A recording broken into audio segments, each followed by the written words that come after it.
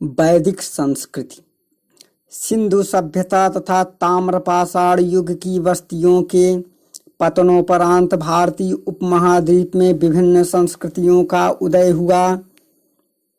इनसे सबसे महत्वपूर्ण आर्यों की सभ्यता थी, जो अपनी पूर्ववर्ती सभ्यताओं से काफ़ी भिन्न थी। यहाँ हड़प्पा नगरीय संस्कृति को प्रकट करती है, वही वैदिक सभ्यता अपने ग्रामीण परिदृश्य को रेखांकित करती है। वैदिक संस्कृति का आशय उस संस्कृति से है जिसके अंदर केवल चारों वेद ही नहीं अपितु ब्राह्मण ग्रंथ, आरण्यक एवं उपनिषद भी आते हैं। सामान्यतः वैदिक साहित्य की रचना का श्रेय आर्य लोगों को दिया जाता है। यही कारण है कि वेद भारतीय आर्यों की प्रारंभिक जानकारी के मुख्य स्रोत हैं। सामान्य वैदिक यानी ऋग्वैदिक संहिता के रचनाकाल को पूर्व वैदिक काल तथा शेष अन्य साहित्यों ब्राह्मण, आरण्यक एवं उपनिषदों के रचनाकाल को उत्तर वैदिक काल माना जाता है। भारत में आर्यों का भौगोलिक विस्तार आर्य भारत के कई खेपों टोलियों में आए।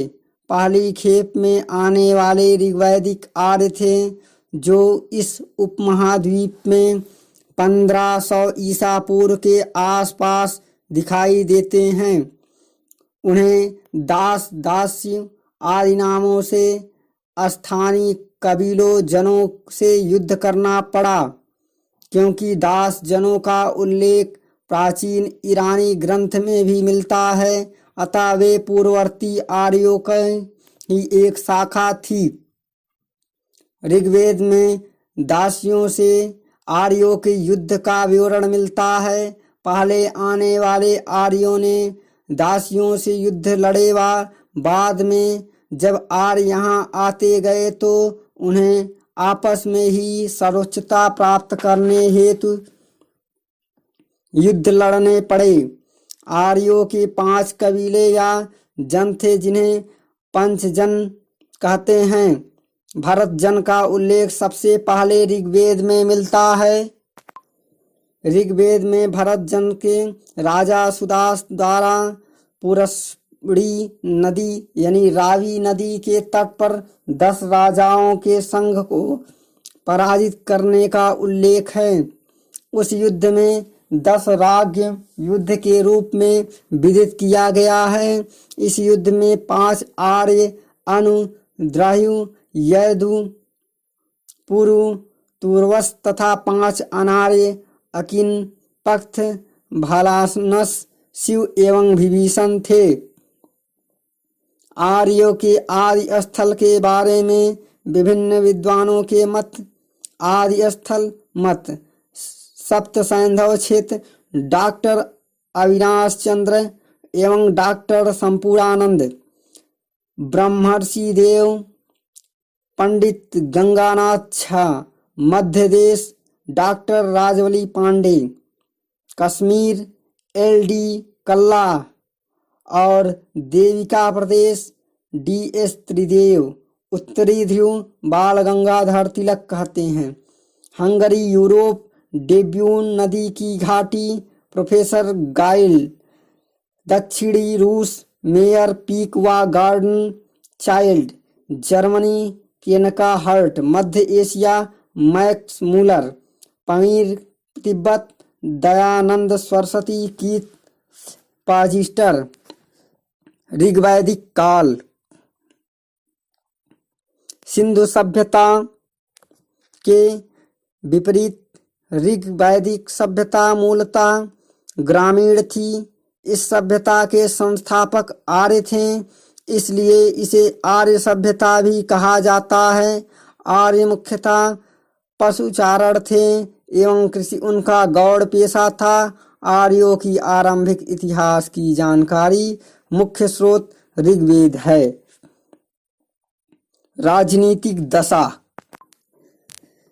राजनीतिक संगठन डॉक्टर मुखर्जी ने ऋग्वैदिक भारत के शासन विधान को निम्नलिखित आरोपों आरोही क्रम में प्रदर्शित किया, जैसे राजनीतिक इकाइयां, शासन की इकाई, गृह, ग्राम या गांव, विष या कबीला या जन, गृह, कुलप या पिता, ग्राम या गांव, ग्रामीण, विष या कबीला या कैटन, विषयपत, और जन राजा। उस समय पैतृक राजतंत्र की सामान्य शासन व प्रबंधन के रूप में प्रचलित था। गणपत के अधीन गण का भी उल्लेख मिलता है।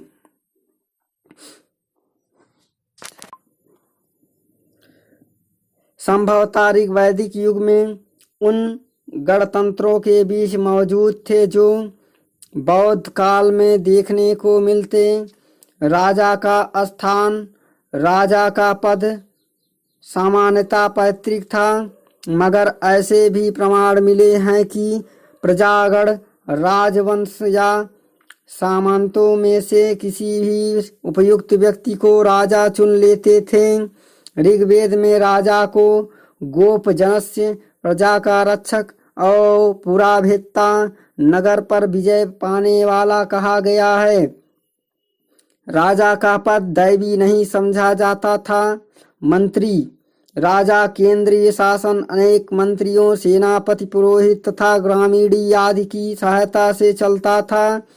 इसमें सर्वप्रथम प्रमुख पुरोहित या पुरोधा था। पुरोहित का यह पद वंशानुगत था। राज दरबार में सेनानी, सेना का नेता तथा ग्रामीण, ग्रामों का प्रतिनिधित्व था। राजा के व्यक्तित्वगत कर्मचारी को उपस्थि और इभ्य कहते थे। इसके अतिरिक्त अन्य पदाधिकारी जैसे सूत, रथकार और करमार से भी, जिन्हें रत्न कहा जाता था। राजा समेत कुल 12 रत्न थे जो राज्याभिषेक के अवसर पर उपस्थित होते थे। सभा, मूलतः यह एक परिवार आधारित सभा थी या कबीले के बुजुर्ग सदस्य की परिषद थी। इसमें भाग लेने वाले महिलाओं को सभावती कहा जाता था। उत्तर वैदिक काल में इसमें महिलाओं की भागीदारी बंद कर दी गई थी। इसमें ग्रामीण मामलों पर चर्चा की जाती थी और यह राजनीतिक एवं प्रशासनिक कार्यों के साथ साथ न्यायिक कार्य भी करती थी। समिति, समिति का महत्व ऋग्वैदिक काल के अंतर्गत चारण में स्थापित हुआ था। इसमें राजनीतिक मुद्दों पर विचार किया जाता था। राजा का निर्वाचन एवं पुनर्निर्वाचन समिति द्वारा किया जाता था। समिति के अध्यक्ष को ईशान कहते थे। अथर्ववेद में सभा एवं समिति को प्रजापति की दुहिताएं यानी पुत्रियां कहा गया है। सभा एवं समिति के बीच एकमात्र अंतर यह था कि सभा न्यायिक कार्य भी संपन्न करती थी, जबकि समिति के साथ ऐसा नहीं था। ये मान्य विचार है कि सभा और समिति प्रजा द्वारा निर्वाचित 2 परिषदें थी। विदथ, प्रतीत होता है कि विदथ जन्मदात्री संस्था थी जिसमें सभा, समिति और सेना की उत्पत्ति हुई। यह वह आर्यों का प्राचीनतम जनसभा थी। यह आर्थिक, सैन्य, धार्मिक एवं सामाजिक सभी तरह के कार्य करती थी।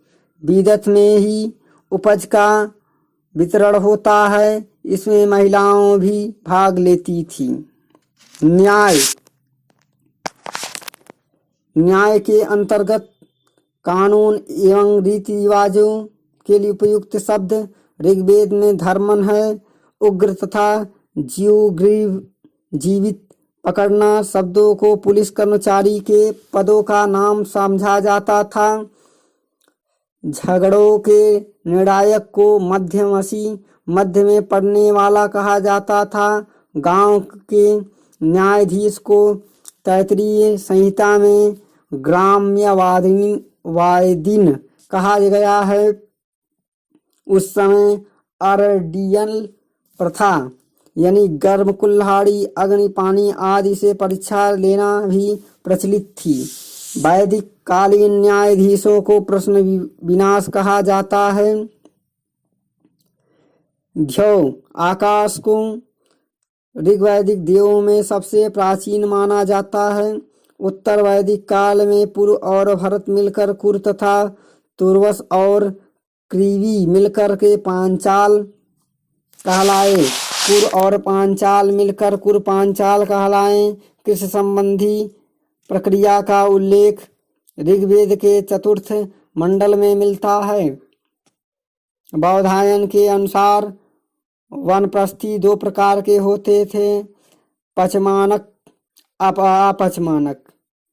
पचमानक, अपचमानक चारों वर्णों के कामों यानी कर्मों के विषय में सर्वप्रथम जानकारी ऐतरेय ब्राह्मण में मिलती है।